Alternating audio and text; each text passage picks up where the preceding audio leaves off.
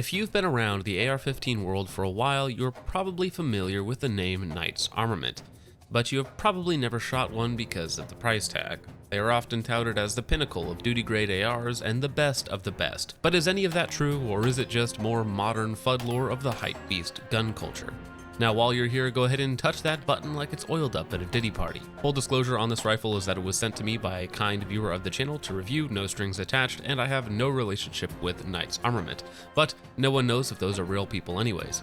Getting into the basics of the model that I have here today, it is the complete Knights SR15 IWS E3 Mod 2 Dick Mod in FDE. Up front we have the iconic 3-prong flash hider that functions with their QD suppressor systems, but as everything with Knights, it's extremely expensive and extremely hard to find. Moving back, we have their 16-inch quote-unquote carbine barrel, even though it's a mid-length gas system. Also with Knights, they are pretty light with details. I believe it is a 4150 chrome molybdenum steel, cold hammer forged, chrome lined, 1-in-7 twist with a 5.56 chamber. The profile is a fairly modern, mostly middleweight with a lighter taper at the end for slightly better balance. Now here's where we get to the first interesting, proprietary, somewhat strange, somewhat cool design with the gas block. It's a .750 gas block with no set screws and no pins. Instead, the barrel is threaded and the gas block is aligned via a notch in the barrel. Then the gas block gets torqued down via a jam nut. Now the gas tube is also unique. Instead of having a gas tube fitting inside the gas block and then getting pinned in place, you have a flared extension on the block and a flange on the gas tube.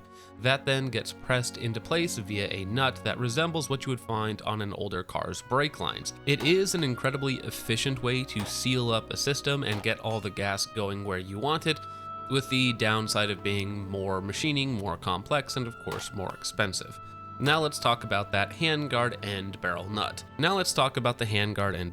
And they're pretty inseparable because on the SR15, the handguard is the barrel nut.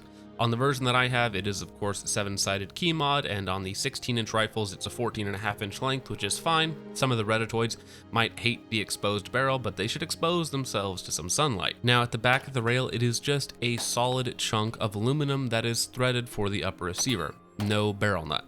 Now this makes installing and timing the thing very annoying, but very secure. With fewer parts, more material, there is very little chance of rotation and flex is minimized. Also at the back, you have 2 metal QD points for your sling. Now to install the handguard, you have to of course time it with shims and torque the whole thing down with their tool.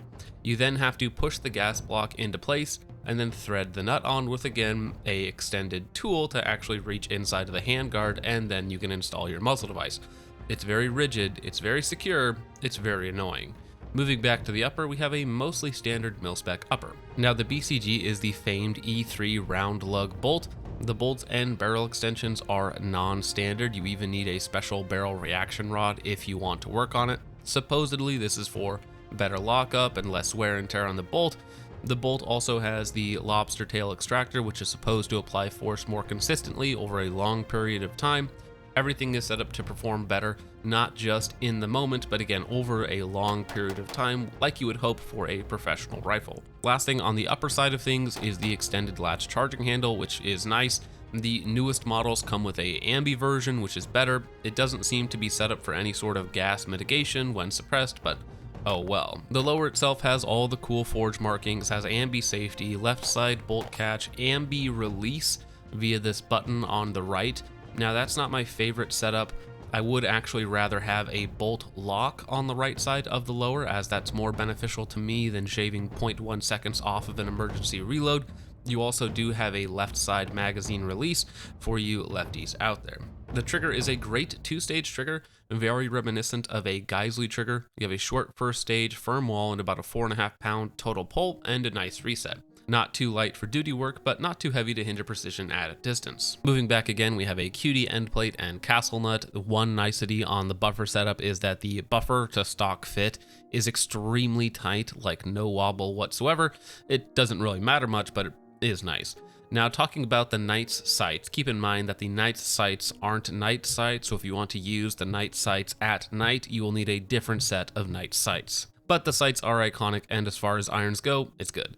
So let's talk about shooting the thing. It's a little overgassed, and I mean a little overgassed. Now, a lot of you are going to say combat gassed or whatever you want to cope with, And that's all fine to me. It's not an issue, I'm just letting you know that it's not the softest shooting rifle out there. With weak 223 ball ammo, it was ejecting at like 230 when it was approximately 16 degrees outside. So it is tuned to have a little bit more reliability headroom, and for its intended audience, I think that's perfect. So shooting it is very pleasant. Again, it's not the lightest AR-15 out there, and the recoil impulse is a little different feeling with some of the changes to the bolt, I imagine. Other than the novelty of it being a Knights Armament, it doesn't feel particularly special. Now, one thing that was pretty special was the accuracy.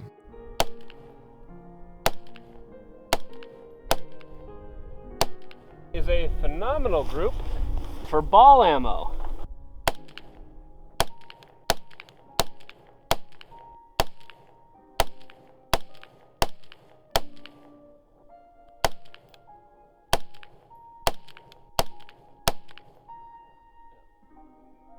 With the medium contour Cold Hammer Forge chrome lined barrel, we got multiple match loads coming in right at or even under 1 MOA. So putting all those pieces together, we have some very cool changes to the AR platform to enhance the reliability and durability to the nth degree, and not to mention it's very accurate to boot, which those two things don't always go hand in hand. Now you just have to ask yourself, is it worth waiting to find one in stock and forking out $3 grand for the pleasure of owning one?